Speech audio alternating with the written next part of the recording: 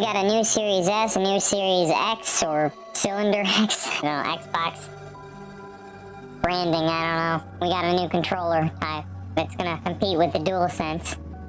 The leaked documents include information about a diskless version of the Xbox Series X and a revamped controller with an accelerometer, as well as a game schedule full of not yet released announced titles. An old release schedule from ZeniMax has revealed a number of previously unheard games that are on Microsoft's radar, though it's unclear if they are still in production or not. At the time of writing the list of games includes a Fallout 3 remaster, yes! An Oblivion remaster, Dishonored 3, and Ghostwire Tokyo. Doom title called Doom Zero. Can I find this list? Where do I find it? Hold on, we're gonna go look at that. Here it is. Here's a better look at it. Doom Eternal, console PC, Elder Scrolls Online Greymore was a DLC, Fallout Wastelanders. I remember because they were trying to get Fallout 76 back in a snuff. We got mobile, Fallout Shelter Online. I didn't even know that was a project. Starfield Elder Scrolls Online expansion pack for financial year 21. Elder Scrolls Online expansion, Redfall, Doom Eternal DLC, Ghostwire Tokyo, Fallout Worlds. That's the Fallout 76 DLC. Concerned about the first party here. Financial year 22. Indiana Jones game, Oblivion Remaster, Elder Scrolls Online expansion, Starfield DLC. Pre-planned titles. So they were working on the Starfield DLC even back then. Project Kestrel, Doom Year Zero DLC, and Elder Scrolls Online expansion, Project Platinum, The Elder Scrolls 6, 24. Project Kestrel expansion, licensed IP games, Fallout 3 remastered, Elder Scrolls Online expansion. Dude, I will totally buy that if it comes out. I want to see freaking Fallout 3 in today's graphics. It's coming, dude. I can't see why. There's no way. That's recent. That means that they were working on that recently. Damn. I want to see me some Fallout 3 in modern graphics. In the shorter term, a new Xbox controller is on the horizon, boasting haptic feedback. So, yeah, there we go. Sony's state-of-the-art features coming to Xbox, and gyro controls for the first time in Xbox controllers. Microsoft also promotes improved sustainability for the new controller with a rechargeable and replaceable battery. So getting on Sony's level with that rechargeable battery, and it just on Sony's controller, it's not replaceable. Better repairability and recycled materials. A new controller is expected sometime next year, and it's codenamed Sabio. Coming on the heels of the new controller refreshes, full mid-gen console refresh for Xbox Series X and S.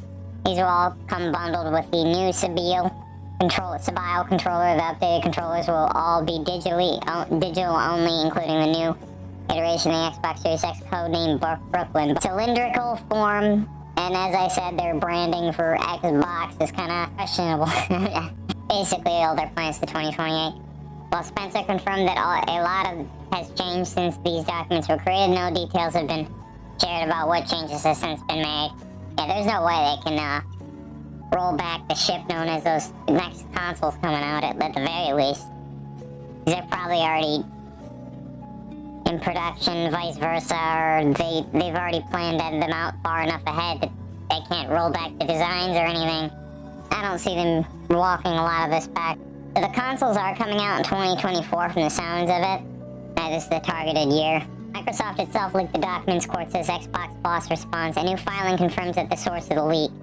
Microsoft itself is responsible for leaking the documents concerning future Xbox plans, unannounced games, and potential studio acquisitions is a new filing from the FTC. Microsoft judge VIA The Verge confirms that the source of the leak. So even the judge is saying Microsoft did it. In the filing, Jacqueline Scott Corley wrote that the court ordered involved parties to confer and provide the court with a secure cloud link with relevant documents to the case. Along with redactions, Microsoft provided the link and the documents were uploaded to the case's official page. In other words, Microsoft uploaded the documents with redacting what has now leaked. So I wonder if this was intentional. The court has since removed the documents after being informed of the leak now involved parties. Parties will also have to sign a certification confirmation that the uploaded exhibits do not include non-public information. So it doesn't sound like it's intentional. Never mind, because it kind of seems like they're kind of like damage controlling there a bit. and Microsoft supposedly attempting to buy Nintendo has got everybody freaked out. So could Microsoft buy Nintendo? It's an idea people throw around as a joke in context of the video game industry reaching peak console consolidation. But could that actually happen thanks to the enormous Xbox document leak? Jesus Christ. This week turns out that some of the highest ranking decision makers at Xbox have mapped out what an acquisition might look like.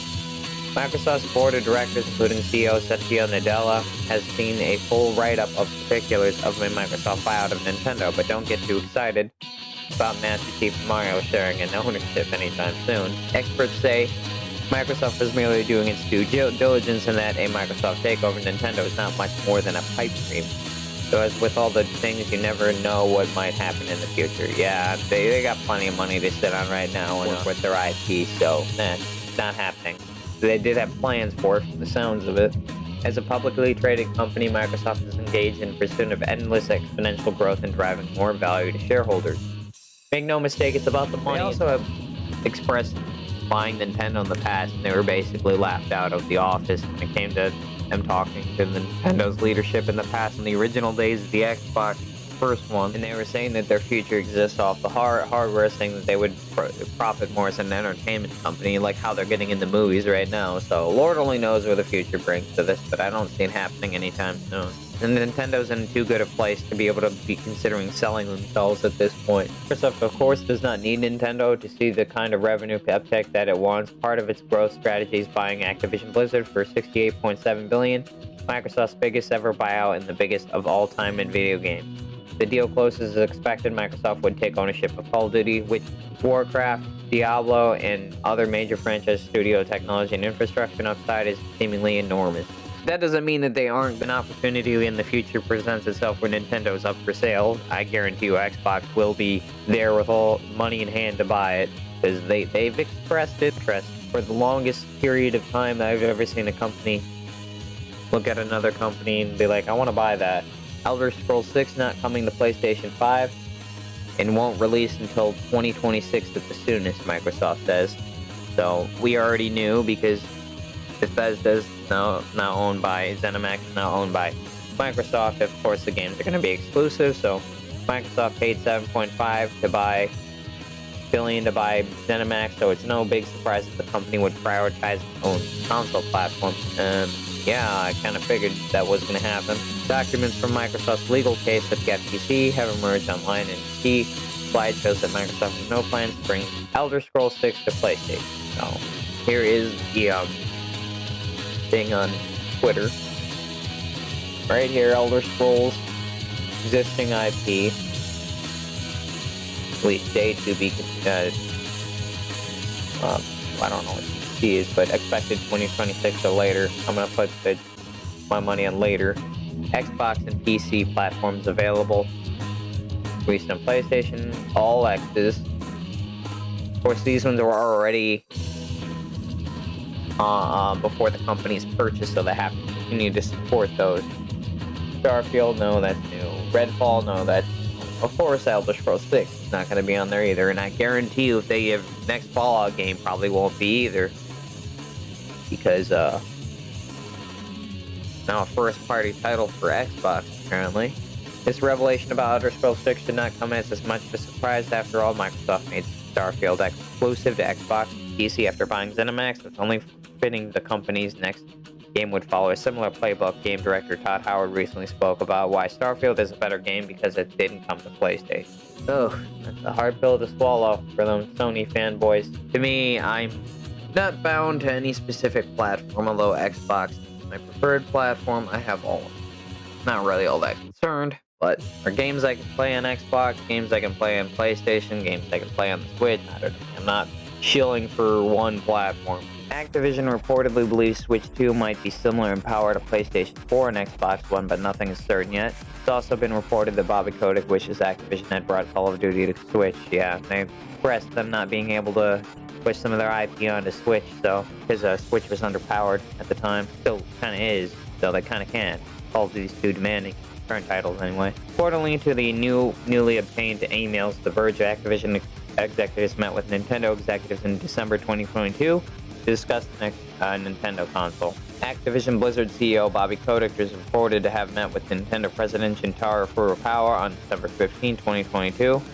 Additionally, The Verge reported that Kotick testified in Microsoft's versus FTC case that Activision would have considered bringing in Call of Duty to Switch once it was made aware of the technical specifications of the Nintendo console. Kotick also remarked that Activision missed out on the opportunity to bring earlier Call of Duty games to Switch. But looking ahead, Kotick said he would like to think that the company would bring future Call of Duty games to the Nintendo platform, but he couldn't confirm one way or the other until Activision was able to learn more about the platform. And as I said, it's a hardware deficit that they're trying. That's probably the main reason why they haven't been able to get some of these newer COD titles on there. Switch just in its current form can't handle it. The rumored Switch 2 or whatever the next console might be called is reportedly set for release in 2024. Check out both my Twitter for news I don't get in vid form. I also upload on TikTok and Instagram.